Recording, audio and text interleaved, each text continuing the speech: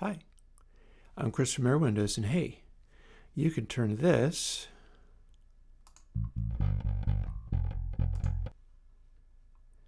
to this.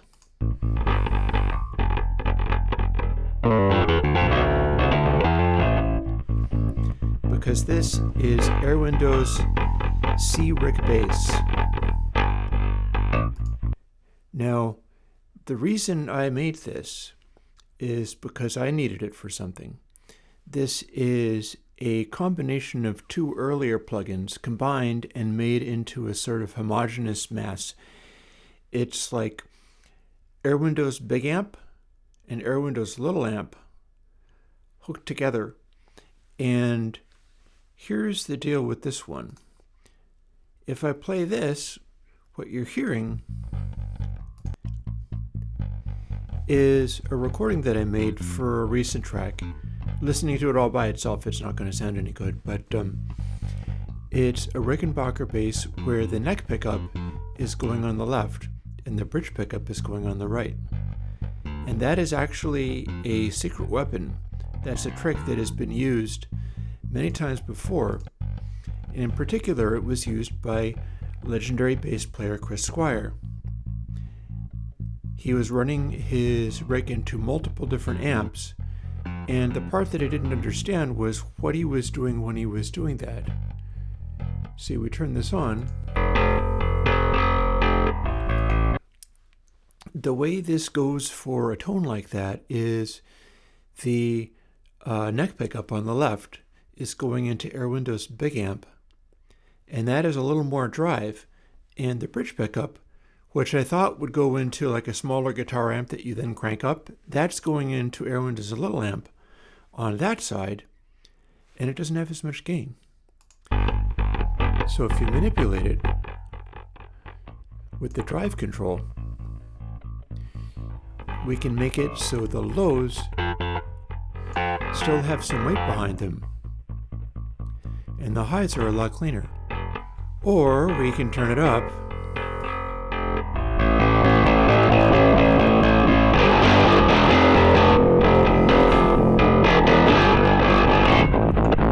for a very aggressive sound. But there's more, because we also have a tone control. And both of these controls affect both of the sides, but it affects them in different ways. So if we manipulate the tone control, we can make it go a lot darker or a lot brighter. And if we pull the drive back, we can get this sort of snappy, sharp sound, or a much darker sound where the bridge pickup is still giving you some articulation.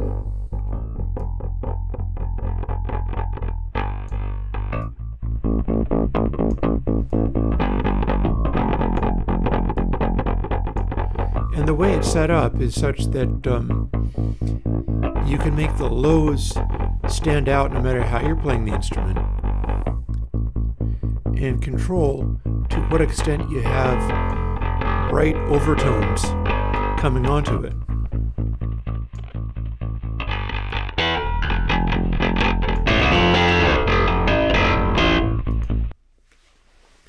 And there you have it. Now this is designed to work with stereo bass. And by that I mean it's designed to work with the neck pickup on the left side and the bridge pickup on the right side, so that the neck pickup gets additional boost, and then the bridge pickup gets that sort of snap, and the little amp simulation, because it's both of these, but unlike the actual ones, in particular on VST, I'm running a stereo instance of both, because the VSTs that I make run stereo channels like a lot of VSTs I've seen. With this one, it's basically using the same CPU as one of the either big amp or little amp or grind amp, etc. It's just splitting the difference. It's doing a different model for each side. You could run that on any mono signal, run the same thing into both, and it should still get you roughly the same result. It's just that if we're doing this with a stereo bass channel, this is what you get. You have the sides that are divided up so that one pickup is going to one side and the other pickup is going to the other side. The other thing that this does is it is taking the output of those and then it is summing it to mono so that you have a sort of one-stop shop for this type of sound. Formerly, I had to run 2 tracks and run them both into the mix, and I decided I wanted a simplified, boiled-down version of this effect so that I could use it and just do a immediately accessible bass tone for the kinds of things I wanted to do. And that's the main reason for this existing, is that this is the plugin I wanted to use for things. And as always, I'm sharing them with people so that other people can have what I made for myself.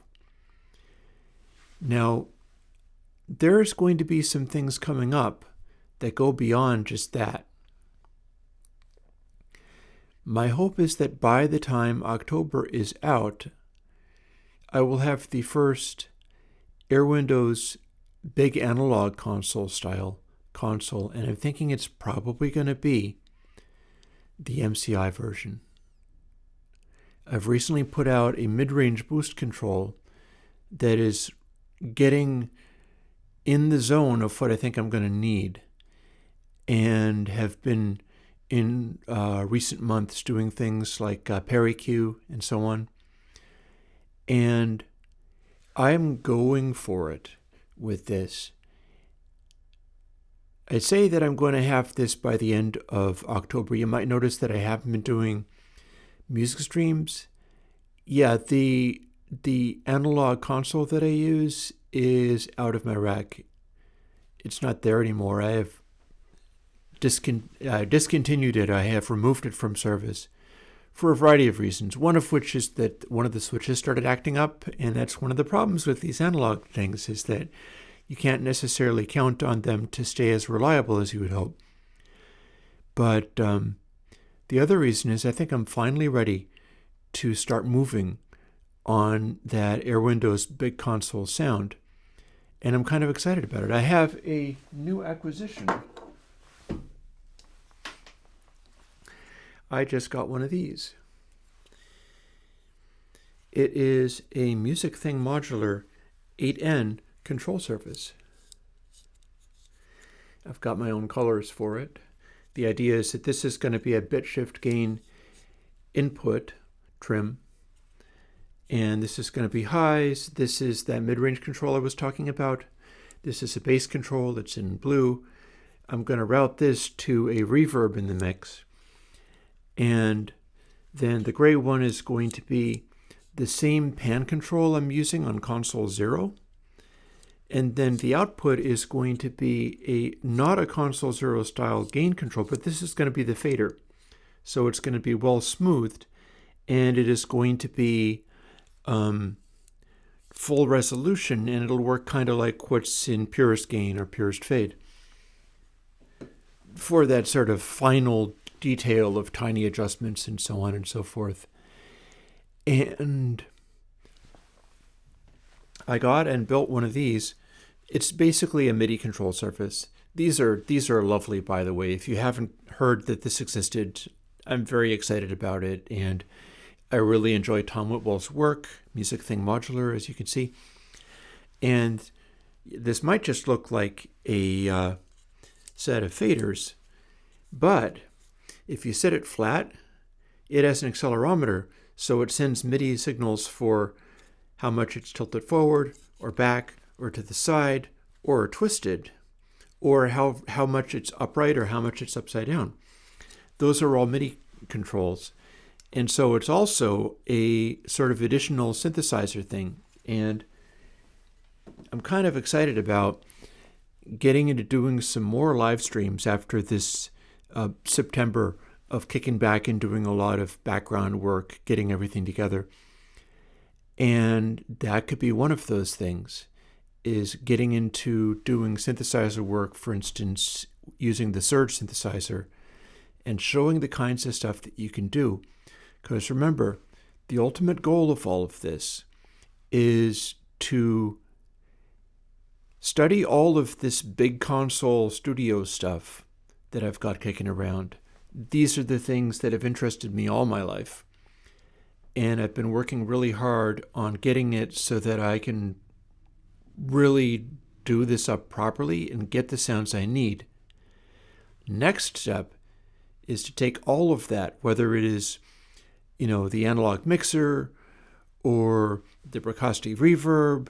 That's not in service at the moment either. I'm probably going to sell it now that I have measured it and captured the sounds that it makes enough to study them. The next step is to bring all of that stuff into the box as free open source Airwindows plugins. They're not analog plugins. I have a project going on, Analog Me 75. That's a little bit of a secret, so you'll have to study to figure out what that's about. But getting all of this stuff working as plugins is kind of my winter project. And as it's getting into the colder months and we're starting to make fires in the wood stove, I'm going to start doing more streams of getting this stuff together and making it all work. And that is an interesting prospect. So on that note, I will get back to work. But I'll talk to you later. And although CrickBass is kind of personal, and there's nothing that you couldn't technically do with other plugins if you adjusted them all right, and then were prepared to adjust about 5 things rather than having exactly 2 knobs to work with, maybe you will enjoy it. I don't know. It's what I needed. I am going to be doing something else that I suppose I should warn you about. I had a request to please take the Y series of EQs that I make. You know how I have X filter EQs and the X and the Y and the Z series, and the Z series were based on a classic sampler that did Z-plane filters, and it's not exactly Z-plane filters, but it's got that capacity for some overdriven old sampler sounding. You could get some pretty big sounds off of these. They were based on things that the drum and bass people wanted. And I had to do the Z series twice because I did the original set and then I did Z2, and Z2 is control smoothing taken to quite a extent so that you could manipulate the controls and you wouldn't get zipper noise. And I worked that out in the Y series plugins, where the Y series had smooth controls from the get-go, but they also had some the algorithms do strange things that other people's filters don't do and make really aggressive sounds, but they're all control smoothed. I got asked to please put out a set of Y series filters that don't have control smoothing, because I guess somebody was doing a thing where they needed that slight crunchiness or the flickering high frequency quality of something weird going on. And they were able to get that in the first run of the Z series plugins, but they wanted that, but with the algorithms of the Y series plugins. So I'm going to make the Y Naught series. Seriously, I am going to make Y Naught plugins, and they are the Y series plugins over again, but without the control smoothing, which also means they will run more efficiently if anybody wants to have those sounds as just a sound. But it's also going to help buy me some time while I get the, console MC together, that being the MCI. There's, like I've been saying, a lot of work goes into this stuff. And it's most effective when I sort of spring it out, and suddenly I have this thing that people haven't seen before. And that's very exciting. But what you've been watching is me doing all of the bits that go into that. For instance, Console 0 contributed certain techniques as far as doing a particular style of panning, where you can take a signal coming in, even if, for instance, a mono signal, and then run it into the Console 0 pan, and the output that you get is a panning that is done in such a way where the input signal coming in, the output is going to have the same mantissa on each side, even if it's being panned. The tone of the digital word is untouched, even when the amplitude is being changed. And that limits the amount of panning that you can do, but you have a middle and you have a couple of offset positions and then a wider range of nearly hard left or hard right positions. It's like LCR panning, only not. And I'm just really enjoying what's possible to do with that. So I'll be able to do something where I can run these filters, and the input trim, of course, is going to be another shifting of bits technique that leaves the input mantissa untouched. And I'm running with all of that kind of stuff. And I should be able to produce the console emulation that I want out of this, to the extent that it is an emulation, because that's part of this. Is it's not going to be spell out the particular model number and it's this particular instance of this hardware console that, the Eagles and Talking Heads, etc., and so on were mixed on. This is not going to be that.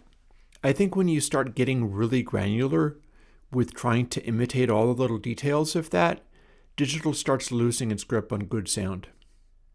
Digital is really fragile. You have to do very little with it in order to make it absolutely fantastic. And I've been working on that for a lot of years. But I think it's, like I said, I think by the end of October, we should be off and running on that. And then I can start focusing on like Bricasti or whatever. It's going to be an interesting fall. I'll talk to you folks later. Bye-bye.